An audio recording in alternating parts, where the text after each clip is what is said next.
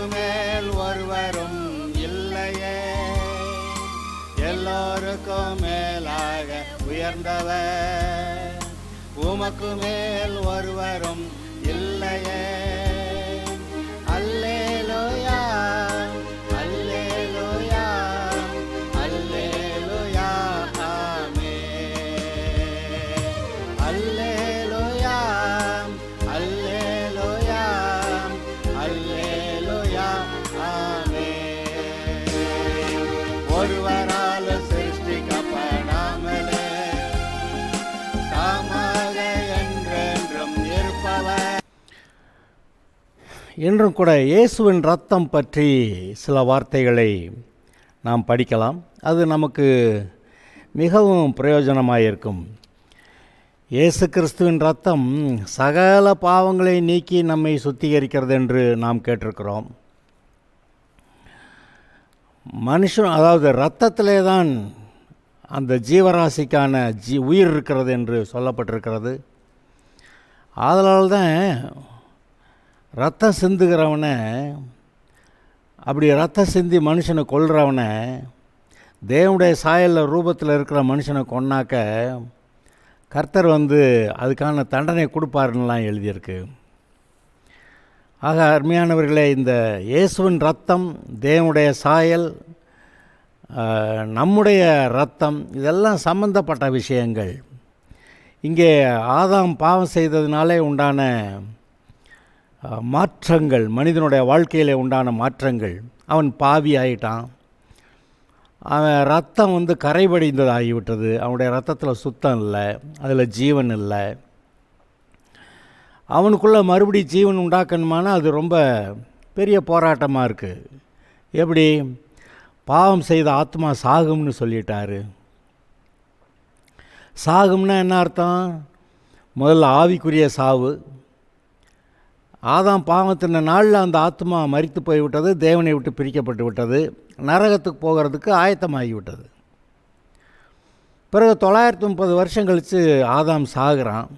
அவன் ஒருவேளை ரட்சிக்கப்பட்டிருந்தால் பரலோகம் போயிருப்பான், ரட்சிக்கப்படாமல் இருந்திருந்தால் அவன் நரகம்தான் போயிருந்திருப்பான்.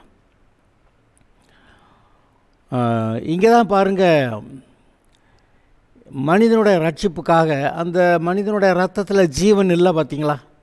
பாவத்தினால அந்த அவன் கரைப்பட்டு போய்விட்டான். அவனுக்குள்ளே இந்த ரத்தத்தில் ஜீவன், ரட்சிப்பு அவனுக்குள்ளே இல்லாமல் போயிடுச்சு. தேவனோட கூட இருக்க ஐக்கியம் அவனுக்கு இல்லாமல் போயிடுச்சு. மறுபடியும் அவனுக்கு ரட்சிப்பை உண்டாக்கணுமானா, அவனுக்குள்ளே ஜீவன் உண்டாகணுமானா, இவனுக்காக அங்கே ஒரு பக்கம் ரத்தம் தெளிக்கப்பட வேண்டியதாக இருக்குது, சிந்தப்பட வேண்டியதாக இருக்கிறது. இயேசுவானவர் தன்னுடைய ஜீவனை கொடுத்து, அதாவது ரத்தம் சிந்தி ஜீவன் கொடுத்ததுனால தான் இந்த ஆதாம் சந்ததிக்கு ஜீவனை கொடுக்க அவர் வல்லவராக இருக்கிறார். நான் அவைகளுக்கு ஜீவன் உண்டாயிருக்கும், அந்த ஜீவன் பரிபூர்ணப்படவும் வந்தேன் என்று சொன்னார். ஜீவனை எப்படி நமக்கு கொடுப்பாரு? அவருடைய ரத்தத்தில் இருக்க ஜீவனை நமக்கு கொடுக்குறாரு. அதாவது பார்க்குறதுக்கு ஒவ்வொன்றும் ஒவ்வொரு கோணத்தில் வித்தியாசமாக சொல்லப்படும். பாவம் செய்த ஆத்மா சாகும், அவன் தேவனை விட்டு பிரிக்கப்பட்டான். இப்போ உலகத்தாருடைய பாவங்கள்லாம் தன்மையில் ஏற்றுக்கொண்ட போது இயேசு பாவமாகவே மாறினார். பாவத்துக்கு வருகிற தண்டனை அவர் ஏற்றுக்கொண்டார். நம்மை மீட்கிறதுக்கான ஒரு கரையை செலுத்தினார். இப்படியெல்லாம் மாற்றி மாற்றி அங்கே சொல்லுவோம். ஏன்னா அப்படி தான் எழுதியிருக்கு, அது உண்மை. அதாவது ரட்சிப்பை பல கோணங்களிலே பார்க்கும்போது எல்லா கோணங்களிலும் நீங்கள் மீட்கப்பட்டிருக்கிறீர்கள், பரிசுத்தமாக்கப்பட்டிருக்கிறீர்கள், தேவனோடு கூட இணைக்கப்பட்டிருக்கிறீர்கள் என்பதையெல்லாம் நாம் சற்று தெளிவாக அறிந்து கொள்ள வேண்டியதாக இருக்கிறது. ஆதலால் பல கோணங்களிலே இந்த ரட்சிப்பு விளக்கி சொல்லப்படுகிறது.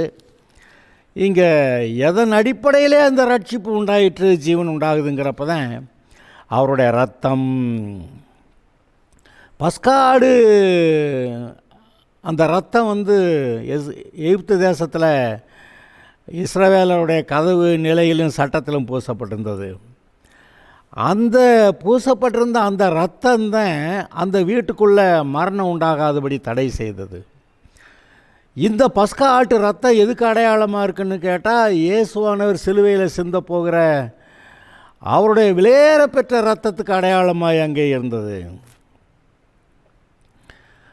அதற்கு பிறகு அந்த பஸ்கா ஆடு அடிக்கிறது, பஸ்கா பண்டிகை கொண்டாடுகிறது, அதெல்லாம் அவர்கள் வழக்கமாக செய்தார்கள். இதையெல்லாம் எதன் அடிப்படையிலே செய்தார்கள்? மேசியா என்று சொல்லுவோமே, மேசியா யார்? பரிசுத்த ஆவியினாலே நிறைந்தவராய் வந்து மனிதனுடைய பாவங்களுக்காக சிலுவையிலே ரத்தம் சிந்தி பரிகாரம் பண்ணுவார், அதுதானே? லேவியராகமத்தில் சொல்லப்பட்டிருக்கிற எல்லா பலிகளும் சர்வாங்க தகன பலி, சமாதான பலி, பாவ நிவாரண பலி, குற்ற நிவாரண பலி, இதெல்லாம் என்ன சொல்லுது? அங்கே ரத்தம் சிந்தப்படுகிறது. அந்த ரத்தம் சிந்தப்படுகிறதுனாலே, பாவமில்லாத ரத்தம் சிந்தப்படுகிறதுனாலே இந்த பாவிகள் ஜீவனை பெறுகிறார்கள். அங்கே அந்த மிருகம் ஜீவனை இழந்தது, அது இயேசு ஜீவனை இழக்கிறார். இங்கே இந்த மனுஷன் ஜீவனை பெறுகிறான். அதுதானே அடிப்படை உண்மை, அதானே? அதனால் பைபிளில் இந்த ரட்சிப்பை பற்றி சொல்லுவது ரொம்ப சுலபமாகவும் சொல்லலாம், அல்லது இந்த ரட்சிப்பு பல விதங்களிலே, பல கோணங்களிலே அது எப்படி அந்த ரட்சிப்பை உறுதிப்படுத்தி காட்டுகிறது என்று சொல்லி பல கோணங்களிலும் பேசலாம். ஆனால் இயேசுவின் ரத்தத்தால் மீட்கப்பட்டிருக்கிறேன் அப்படி சொன்னால் அதுவே போதுமானது. அது மட்டும் தெரிந்தாலே போதுமானது. விலையேறப்பட்ட இயேசு கிறிஸ்துவின் ரத்தத்தால் மீட்கப்பட்டிருக்கிறோம். இப்போ கொஞ்சம் படிக்கிறவர்களுக்கு தான் பல கோணங்களில் இந்த விதத்திலும் அந்த விதத்திலும் அந்த விதத்திலும் நாம் மீட்கப்பட்டிருக்கிறோம் அப்படின்னு அறிவு பெருத்தவனுக்கு நிறையா விவரம் சொல்ல வேண்டியிருக்கு. அறிவு பெருத்தவன் நோவு பெருத்தவன் எழுதியிருக்கு. இன்றைக்கும் பாருங்கள், இயேசு உன்னுடைய பாவங்களை மன்னித்தார் ஏற்றுக்கொள்ளுன்னு சொன்னால் இந்த பாமர மக்கள் உடனே ஏற்றுக்கிறாங்க. ஆனால் இந்த அறிவு பெருத்த படித்தவர்கள் என்ன செய்வாங்க? அது எப்படி அந்த ரத்தம் எப்படி இந்த மனுஷனை மீட்கும், அந்த ரத்தம் எப்படி இவனுடைய பாவத்தை நீக்கும், கேள்வி கேட்டுக்கிட்டு இருப்பாங்க. செஞ்சது பாவம் செஞ்சது இவனுக்கு போய் இன்னொருத்தன் தண்டனை அனுபவிக்கிறதா, இது என்னையா நியாயம்? இப்படியெல்லாம் அவங்க கேட்பாங்க. ஆனால் தேவன் அவர் பார்த்திருக்கிறார். பாவம் செய்த ஆத்மா சாகும்னு சொல்கிறாரு. சாகும்னா அது தேவனை விட்டு பிரிக்கப்பட்டு சாபங்களுக்கு உட்பட்டு நரகம் போகிறது. இப்போ அவனை மீட்கணுமானா சும்மா வெறுமனை மன்னிக்க முடியாது. அதனால் தேவன் அதுக்கான ஒரு பரிகாரம் பண்ண வேண்டியிருந்தது. அந்த பரிகாரம் தான் பாருங்கள், விலையேற பெற்ற பாவமில்லாத இயேசுவின் ரத்தம் அங்கே சிந்தப்படுகிறது. அப்படி பாவமில்லாத ரத்தம் சிந்தப்பட்டதுனால இவனுக்கான தண்டனை செலுத்தப்பட்டாயிற்று. மனிதனுடைய பாவங்களுக்கான தண்டனை செலுத்தப்பட்டாயிற்று. ஆதலால் அவன் அந்த தண்டனையிலிருந்து விடுவிக்கப்பட முடியும். எங்கே விடுவிக்கப்படுறான் அப்படின்னா, ஆதாம் பாவம் செஞ்சு அங்கிட்டு போனான். இப்போ நீ அந்த பக்கத்திலேருந்து இயேசுவை ஏற்றுக்கொண்டு இந்த பக்கம் வரணும், அவ்வளவுதான். ஆக இந்த காஸ்பல், இந்த சுவிசேஷம் என்பது இவ்வளவு சுலபமான ஒன்றாக இருக்கிறது. ஒரு நாளிலே ஆதாம் தேவனுடைய கட்சியை விட்டு பிசாசுடைய கட்சிக்கு போகிறேன்னு சொல்லி போயிட்டான். அவன் அப்படியா பாவியாக மாறினான். இப்போ நீங்களும் நானும் என்ன செய்கிறான்? அந்த பாவத்துக்கு என்ன பரிகாரம் பண்ணுறான்? நம்ம ஒன்றும் செய்யலை. நமக்கு இந்த பாவ கட்சி ஆகாது, இந்த பிசாசு கட்சி ஆகாது, இந்த நரகந்து போகிறதுக்கான இந்த கட்சி, நியாய தீர்ப்புக்கான இந்த கட்சி நமக்கு ஆகாது. நான் போகிறேன், இந்த பாவமும் வேண்டாம், இந்த பிசாசு வேண்டாம், இந்த நரகமும் வேண்டாம், நான் போகிறேன் இயேசுனார்கிட்ட. அவர் மூலமாக எனக்கு ஜீவன் கிடைக்குது, அவர் மூலமாக எனக்கு விடுதலை கிடைக்குது, அவர் மூலமாக எனக்கு ரட்சிப்பு கிடைக்குது, அவர் மூலமாக எனக்கு பரலோகம் கிடைக்குது, நான் போகிறேன் அந்த பக்கம் என்று சொல்லி கட்சி மாறுகிறது மட்டும்தான் மனிதனுடைய வேலை. அவன் ரட்சிக்கப்படுறதுக்கு முன்னாடி எந்த பாவம் செஞ்சான் என்னன்னெலாம் கர்த்தர் ஒன்றுமே கேட்கல. ஆனால் ரட்சிக்கப்பட்ட பிறகு பாவம் செஞ்சால் அப்புறம் அது சிக்கல் இருக்குது. ரட்சிக்கப்பட்ட பிறகு பாவம் செஞ்சால் அந்த பாவத்துக்கான தண்டனை அனுபவிக்க வேண்டி வரும். அப்புறம் அவன் போய் மனம் திரும்பி பாவ அறிக்கை செஞ்சு இனிமேல் இந்த பாவம் செய்ய மாட்டேன்னு அப்படியெல்லாம் வாக்குறுதி பண்ணிட்டு வந்தாக்கா அது அவனுக்கு மன்னிக்கப்படும். அதுதான் 1 யோவான் 1:7 எழுதியிருக்கு. ஆக அருமையானவர்கள், இதை பாருங்கள், இந்த சல்வேஷன் இஸ் வெரி சிம்பிள். ரட்சிப்பு மிகவும் சுலபமானது. ஆனால் அதை பலவித கோணங்களில் விவரிக்கும்போது நமக்கு அது எல்லாம் விளங்குறப்ப இன்னும் கொஞ்சம் நல்லா தான் இருக்குது, சந்தோஷமாக தான் இருக்குது. ஆதலால் தேவன் என்னவெல்லாம் செய்தார் என்று அறிந்து கொள்வது நமக்கு மிகவும் பிரயோஜனம். சரி, இப்பொழுது நான் உங்களுக்கு இயேசுவின் ரத்தம் இந்த ரட்சிப்பு பற்றி என்ன பேசுகிறது என்று நாம் சற்று வாசிப்போமாக. எபிரேயர் 12வது அதிகாரத்தில் 22 முதல் 24 வசனங்களை வாசிக்கிறேன். எபிரேயர் 12 22, 23, 24.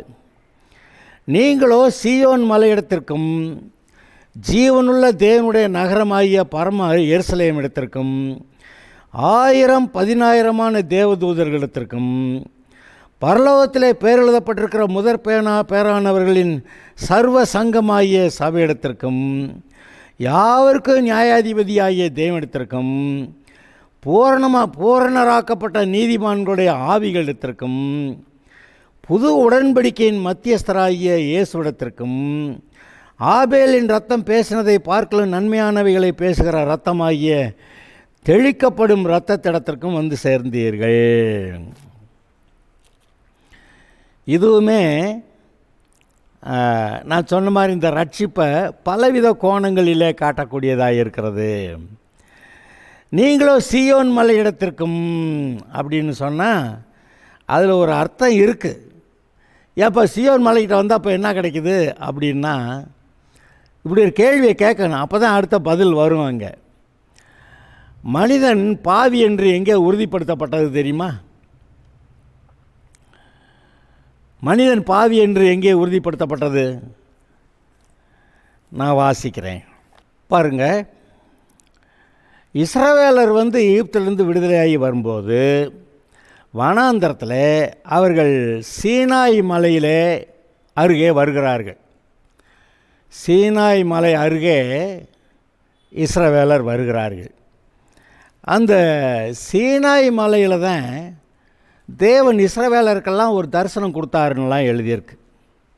அது மாத்திரமல்ல, தேவனை பார்த்தா நாங்கள் செத்து போயிடுவோம், அதனால் மோசே நீ தானே போய் தேவன்கிட்ட பேசுகிறத பேசிட்டு எங்கிட்ட பேசு அப்படி சொல்லிட்டாங்க. அந்த சீனாய் மலையில் என்ன நடந்ததுன்னு கேட்டீங்க, அங்கே தேவன் தமது 10 கற்பனைகளை கொடுத்தார்.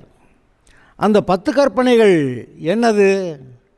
அந்த 10 கற்பனைகளையும் இதை செய்ய இதை செய்ய இதை செய்யாதேன்னா அந்த 10 கற்பனைகளையும் மீறினா 10 கற்பனைகளை மனுஷன் மீறினதுனால அவன் பாவி என்று முத்திரை குத்தப்பட்டான்.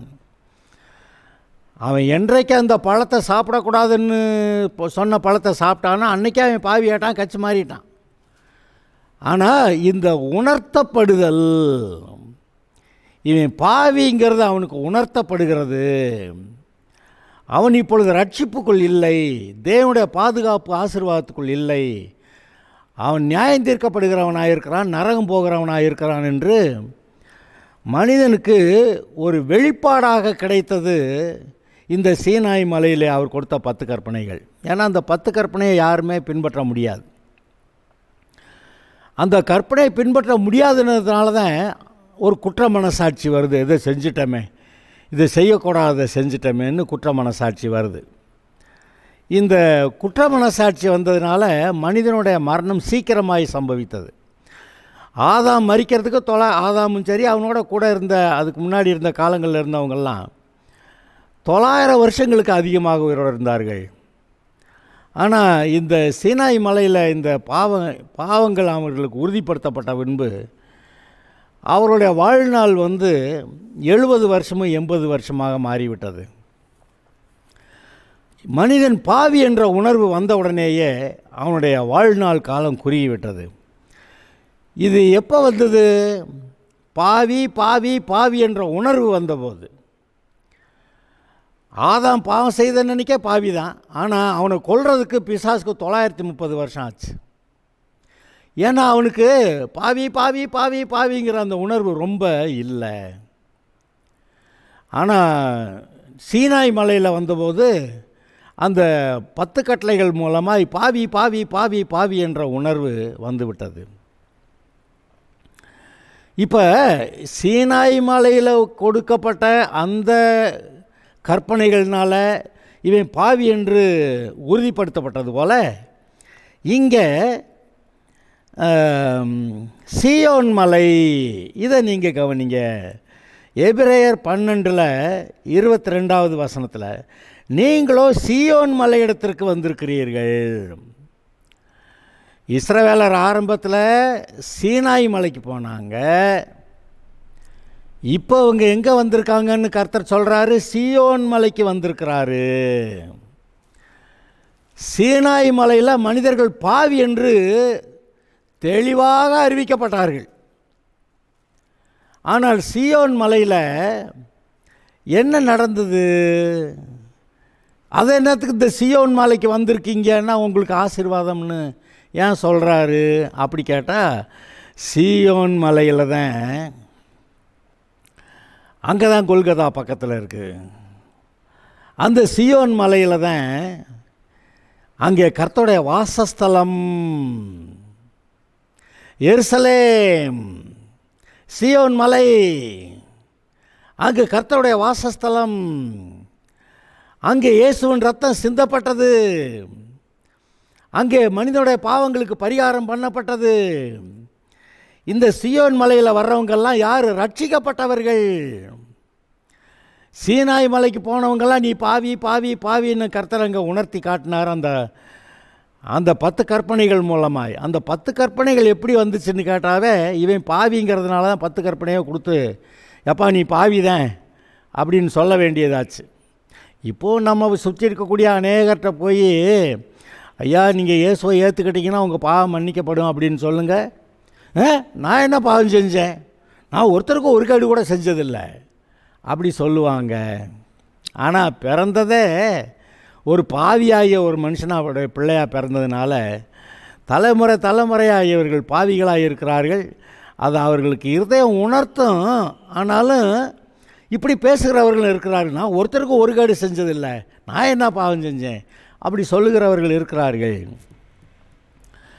இது மாதிரி மனநிலை தான் ஆதாமுடைய காலம் முதல் இந்த சீனாய் மலையில் 10 கற்பனைகள் கொடுக்க வரைக்கும் இது மாதிரி மனநிலை அந்த ஒவ்வொரு தலைமுறை மக்களுக்கும் ஒரு அந்த மாதிரி மனநிலை மேலிட்டு இருந்ததுன்னு நம்ம சொல்லலாம். நான் கடவுளுக்கு பயந்து நடக்கிறேங்க. இப்போது இந்த நம்ம கிறிஸ்தவ வட்டாரத்திலே பார்த்தீங்கன்னா, நீங்கள் போய் சிலர்கிட்ட கேளுங்க, ரட்சிக்கப்பட்டிருக்கீங்களா, உங்கள் பிள்ளை ரட்சிக்கப்பட்டிருக்கா, கல்யாணத்துக்காக விசாரிக்கிறீங்க, சரி உங்கள் பிள்ளை ரட்சிக்கப்பட்டிருக்கா அப்படின்னு கேட்டால்,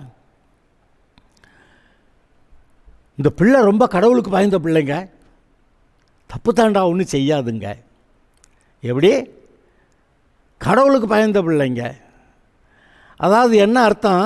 அவங்களுக்கு தேவனையும் மனுஷனுடைய பாவத்தையும், மனுஷனுடைய பாவங்களுக்கு இயேசு ரத்தம் சிந்தி மீட்பை உண்டாக்குனதையும் அதனால் உண்டாகிற ரட்சிப்பையும் பற்றி ஒன்றும் ஒரு தெளிவான விளக்கமே அவங்களுக்கு தெரியலை. கடவுளுக்கு பயந்தவங்க, ஆமாம் கடவுளுக்கு பயந்துருப்பாங்க, ரொம்ப தப்பான காரியங்களுக்கு போக மாட்டாங்க. ஆனால் ரட்சிப்புன்னு ஒன்று இருக்குது. ஒரு நாளில் இயேசு என்னுடைய பாவங்களுக்கு பரிகாரம் செய்தார், அதை நான் ஏற்றுக்கொள்கிறேன் என்று ஒரு தீர்மானம் எடுக்க வேண்டியிருக்கு பாருங்க. அந்த தீர்மானத்தின் போது தான் இந்த ரட்சிப்பு உறுதியாகுது. இப்போ நீங்கள் சீயோன் மலையிடத்திற்கு வந்தீர்கள். இந்த இஸ்ரவேலர் எங்களுக்கு 10 கற்பனைகள் இருக்கிறது, மற்ற தேசங்களில் இருக்க ஜாதி ஜனங்களை பார்க்கலாம் மிக மேன்மையான நியாயப்பிரமாண கற்பனை எங்களுக்கு இருக்கிறது என்று சொல்லிக்கொள்வார்கள். ஆனால் அந்த 10 கற்பனையுமே இவங்க உடைச்சிட்டாங்க. ஆதாமுக்கு ஒரே ஒரு கற்பனை தான் கர்த்தர் கொடுத்தார், அந்த பழத்தை தின்னா செத்து போயிடுவேன், பிசாசு கட்சியில் சேர்த்துருவேன், நரகம் போயிட வேண்டியிருக்கும். அந்த ஒரு கவுண்டில் ஆதாம் பாவி ஆகிட்டான். அதனால் தேவனை விட்டு பிரிக்கப்பட்டான். அவனோட கூட இருந்த பரிசுத்த ஆவியானவர் அவனை விட்டு விலகி போனார். அவன் தேவன் அற்றவனாக, பிசாசோட சேர்ந்ததுனால பிசாசோடைய சாபங்களை உடையவனாக, மரணம் போகிறவனாக ஆயிட்டான். அது ஒரே பாவம்தான் அவன் செஞ்சது. ஆனால் 10 கற்பனைக்கு பிறகு இவர்கள் எத்தனை பாவம் செஞ்சாங்கங்கிறீங்க? 10 பாவங்கள் செய்கிறார்கள். உன் தேவனாகிய கர்த்தர் நானே, என்னேண்டி உனக்கு வேறு தேவர்கள் உண்டாயிருக்க வேண்டாம்னா மற்ற எல்லாத்தையும் சேர்த்து வச்சுக்கிடுவாங்க. விக்கிரகங்களை செய்யாத நமஸ்கரிக்காதன்னா அதை செய்வாங்க, நமஸ்கரிப்பாங்க. கர்த்தருடைய ஓய்வு நாளை பரிசுத்தமாக ஆசரிக்க நினைப்பாயாகன்னா அன்றைக்கி தான் கல்யாணம் காட்சி அந்த காரியங்களுக்கெல்லாம் போகிறாங்க. கர்த்தருடைய நாமத்தை வீணிலே வழங்காதிருப்பாயாக, பேரக்கெடுக்காதேன்னா எங்கேயாவது திருடி போலீஸ் ஸ்டேஷனில் போய் அங்கே கெட்ட பேர் வாங்குறான். கிறிஸ்தவனாக இருந்தாடா இப்படி செஞ்ச அப்படின்னு அவங்க கேட்பாங்க.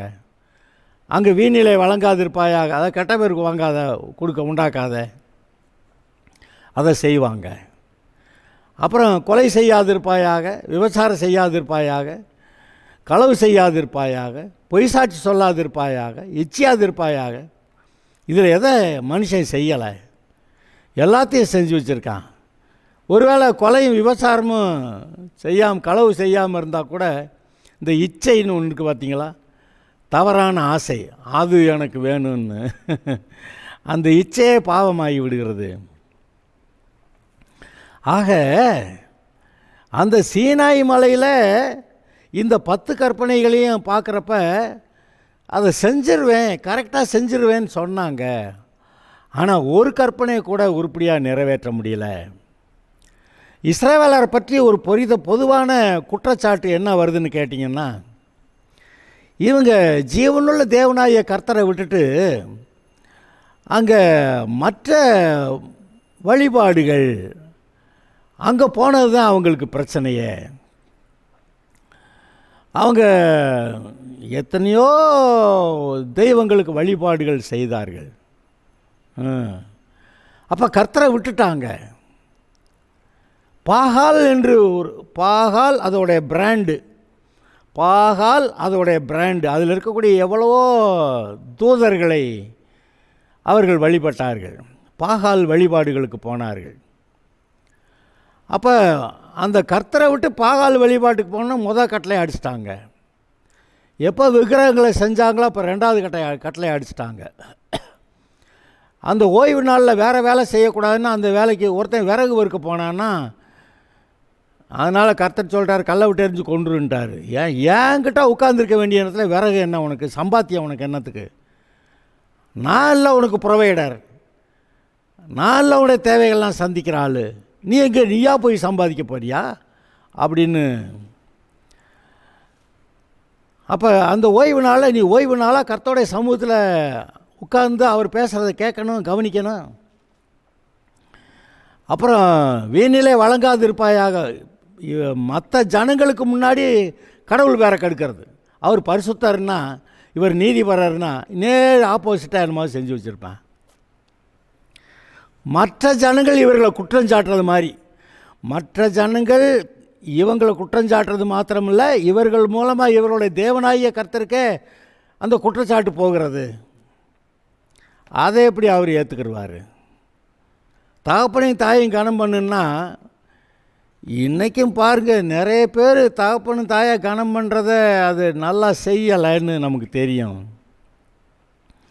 ஒரு நேரம் வரும், தகப்பனும் தாயும் பலவீனமாக இருக்கிறப்ப, அவங்களுக்கு தேவைகள் சந்திக்கப்படாமல் இருக்கிறப்ப அவர்களுடைய பலவீனத்தில் அவர்களை தாங்கணும், அவர்களுடைய தேவைகளை சந்திக்கணும், அவர்களை மரியாதையாக நடத்தணும்னு சொல்லியிருக்கு. தகப்பனும் தாயும் கனம் பண்ணுவாயாக, மரியாதையாக நடத்துவாயாக என்று எழுதியிருக்கிறது. ஆனால் நிறைய பேர் இந்த விஷயத்திலையும் தவறுகிறார்கள் என்று நாம் பார்க்குறோம். கொலை செய்கிறது எல்லாரும் கொலை செய்கிறது இல்லை, உண்மைதான். அதே மாதிரி விபச்சாரம் செய்கிறது ஒருவேளை எல்லோரும் விபச்சாரம் செய்யாமல் இருந்திருக்கலாம், சரி. களவு செய்யாமல் இருக்கிறது சரி, எல்லோரும் களவு செய்யாமல் இருந்திருக்கலாம். ஆனாலும் கூட ஸ்கூலில் பென்சில் திருடுறது, ரப்பர் திருடுறது முதல் கொண்டு இந்த புத்தி அங்கேருந்து இருக்குது. நம்ம அதெல்லாம் ஓவர் ரூல் பண்ண முடியாது. ஆனாலும் கூட நம்ம ஒரு சரியாக இருக்கிறோம்னு வச்சுக்கிடுவோம். பொய் சாட்சி சொல்லாதிருப்பாயாக, அதுவும் கூட சொல்லலைன்னு வச்சுக்கிடுவோமே. ஆனால் இச்சையாதிருப்பாயாங்கிற விஷயத்தில் எல்லோரும் மாற்ற மாதிரி இருக்குது. அந்த இச்சையானது கற்பம் தரித்து பாவத்தை பிறப்பிக்கிறது, பாவம் பூரணமாகும் போது மரணத்தை பிறப்பிக்கிறது, அப்படி எழுதியிருக்கு. அப்போ இந்த கட்டளைகள் இவன் பாவிங்கிறத உணர்த்தி காட்டுகிறதா இருக்கிறது. 5 பைசா பாவம் செஞ்சிருந்தா கூட அந்த பாவம்தான். அதாவது அதை உணர்த்தி காட்டுது இருதயங்க. அன்றைக்கி கடைக்காரர் 5 பைசா சேர்த்து கொடுத்துட்டார், நீ பாட்டுக்கு சரி பரவாயில்ல சுருட்டிடலாம் அப்படின்னு நினச்சி எடுத்துகிட்டு வந்துட்டேன். அன்றைக்கி கண்டக்டர் 10 பைசா நம்ம சேர்த்து கொடுத்துட்டார், நீ அதை சுருட்டிட்டு வந்துட்ட அப்படின்னு இந்த இருதயம் அவனை குற்றம் சொல்ல பாருங்க. 5 பைசா 10 பைசா குற்றங்கள், அதான் குற்றம் தான். நாங்கள் சரி அப்படி இருக்கும்போது அந்த சீனாய் மலையில் இருக்கிற போது அங்கே பாவி பாவி பாவிங்கிற அந்த எண்ணங்கள் மேலிடத்தக்கதாக, மனிதனுடைய இருதயத்திலே பாவி பாவி பாவிங்கிற எண்ணங்கள் மேலிடத்தக்கதாக அங்கே கற்பனைகள் கொடுக்கப்பட்டன. ஆனால் சீயோன் மலையில் இவனுடைய பாவம் நீங்கத்தக்கதாக, இவனுடைய பாவங்களுக்கு பரிகாரம் செய்ய இயேசு வந்து தம்முடைய சொந்த ரத்தம், பாவமில்லாத ரத்தம், விலையேற பெற்ற ரத்தம், அதை சிந்தி உனக்கு பாவம் மன்னிக்கப்பட்டிருக்கிறது, இனி உன்கிட்ட பாவம் இல்லை, இயேசுவின் ரத்தம் சகல பாவங்களை நீக்கி உன்னை சுத்திகரித்திருக்கிறது, நீ ரத்தாம்பரம் போல சிவப்பாக இருந்தாலும் பஞ்ச போல பனியை போல இப்போ மாற்றப்பட்டு விட்டாய், கழுவப்பட்டு விட்டாய், கார்மேகம் போல உன்னுடைய நிலைமை இருந்தால் கூட, பாவத்தினால் உன் நிலைமை அப்படி இருந்தால் கூட உறைந்த மழையை போல நீ வெண்மையானாய் அப்படின்னு இந்த சீயோன் மலைக்கு வந்தோன்னே அந்த ரத்தம் பேசுகிறது. அந்த சீயோன் மலையில் ரட்சிக்கப்பட்டவர்கள் மட்டும்தான் வந்து சேருகிறார்கள், மற்றவர்கள்லாம் அந்த சீயோன் மலைக்கு வர்றதில்லை.